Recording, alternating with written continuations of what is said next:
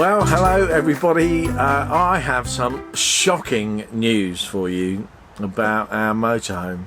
Well, two bits actually. First of all, I received an email today from the dealer telling me that they'd given me the wrong registration number. They'd a bit of a mix-up with their administration and a crossover between someone going to lunch or something like that, or going home for the night.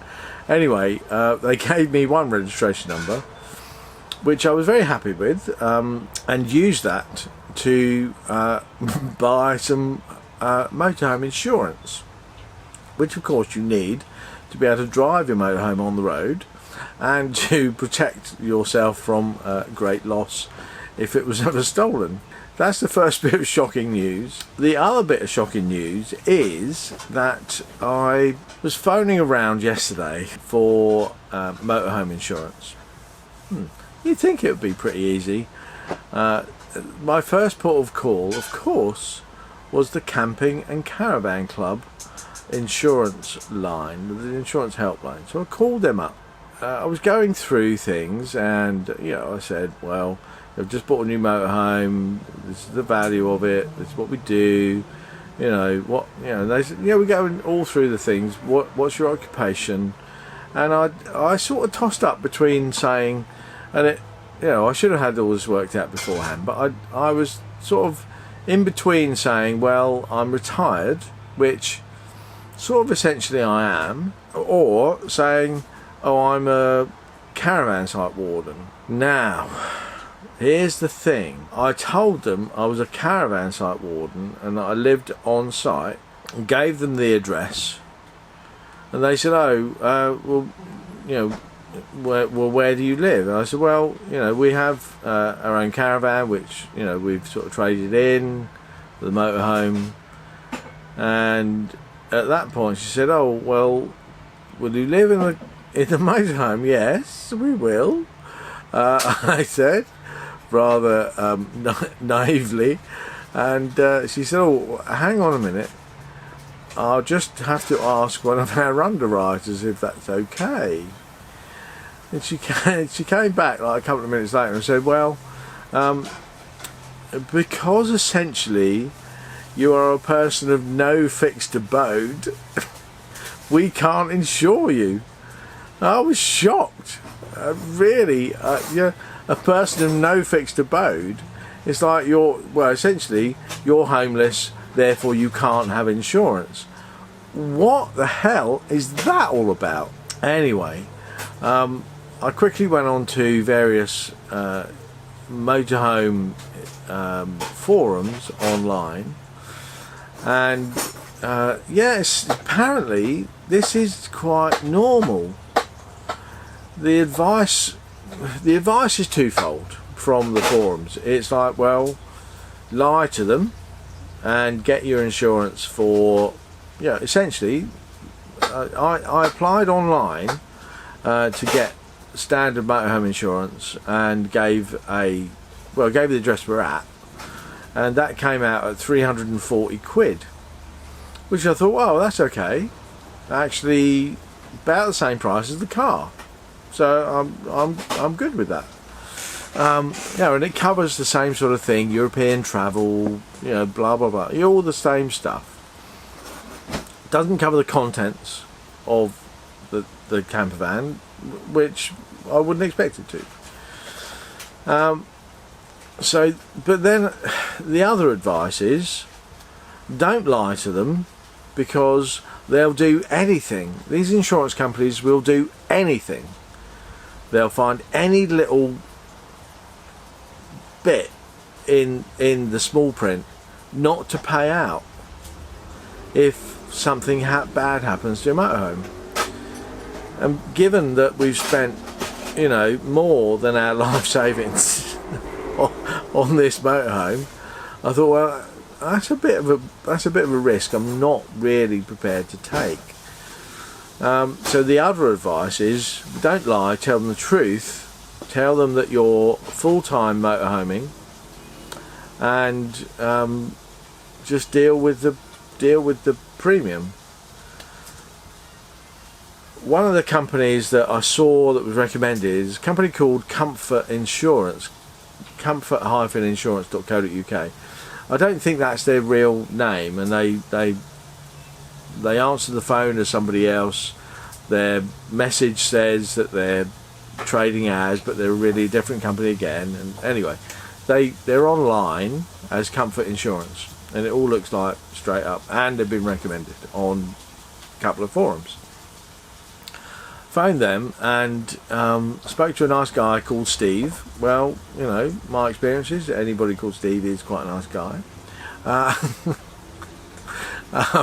So I spoke to the guy called Steve, gave him my fake registration number, and told him that I was a caravan site warden and that we live on site, blah blah blah. I tried to sort of be a bit cagey and avoid things, just in case he said, "Oh no, we can't insure you," because I was a bit worried that I wouldn't actually be able to get insurance, and then I'd have to, I'd be driving a motorhome around with no insurance.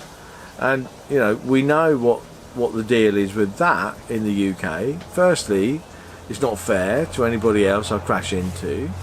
Secondly, if the police find you, and they do have number plate recognition these days for all uninsured vehicles, they just take it and crush it. If you're caught driving with no insurance, they take your car, even if it's your home, and they crush it. It's just unthinkable to take that risk. So anyway, I was a bit cagey with the guy at Comfort Insurance, but he went, look, I know where you're at. Essentially you're going to be full-timing, so you might as well say full-timing. And by the way, anything above 10,000 miles a year, if you tell us you're doing 10,001, we will treat that as an unlimited mileage. So I said, oh, okay.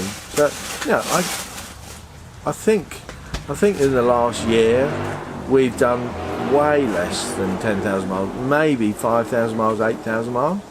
But anyway, I think we might do a bit more travelling now we've got Motorhome. So he said, look, the insurance is not going to be cheap, and by the way, you can't use your 9 years no claims bonus or no claims discount on this full-timing policy, but you have to transfer it to us. It's like, okay, so I've got to tell you about my 9 years no claims discount, so I can't use it anywhere else, and I'm not going to get the benefit of that 9 years discount. Brilliant. It's a real con. Anyway, putting that aside, I can spend 6 months a year in one other foreign country. So I can drive to, let's say, France. I can spend 6 months in France. Then I've got to go to a different country. However, if I spent 6 months in France, exactly, drove to Spain, and then wanted to come back, I'd have to come back by boat. I would not be allowed to drive back through Spain, France, because it wouldn't then be insured for the France bit of the journey. So you can't sort of leave a country and go back a few weeks later. It's like 6 months in any 12-month period, that's it, and you're not insured in that country again. Anyway, so once you understand the sort of legality and the thing around it, you're okay. And I think I do understand it. So most full-timers don't spend more than 6 months. So a lot of people do the maybe 6-8 months in the UK, and then a bit in south of France, maybe a bit in Spain, Italy, Germany, and they're travelling around a bit. So the other 4 or 5 months are spent in 2 or 3 or even one country outside of the UK. So that's all okay. But here's the shocker. The insurance, which has to be paid in one lump sum up front, was £1,240. So it's over £100 a month to insure the motorhome and that doesn't get me full contents insurance either. That just gets me drive about insurance, covers personal effects up to a maximum of £5,000 in any one claim, and I think it's £400 for any one item. Well, let's put it this way, the camera that's recording this second hand was 425 quid, so that's not covered. The microphone on top, which, you know, was nearly 80 quid, you know, so you know, none of my tech is going to be covered. They say pots and pans are covered. Yeah, I mean, ridiculous stuff. So it was a bit shocking, but then I started to think logically about it, and I thought, well, 100 quid a month, if you sort of rationalise that, if you're travelling around and you don't own a property in the UK, you rationalise that to council tax.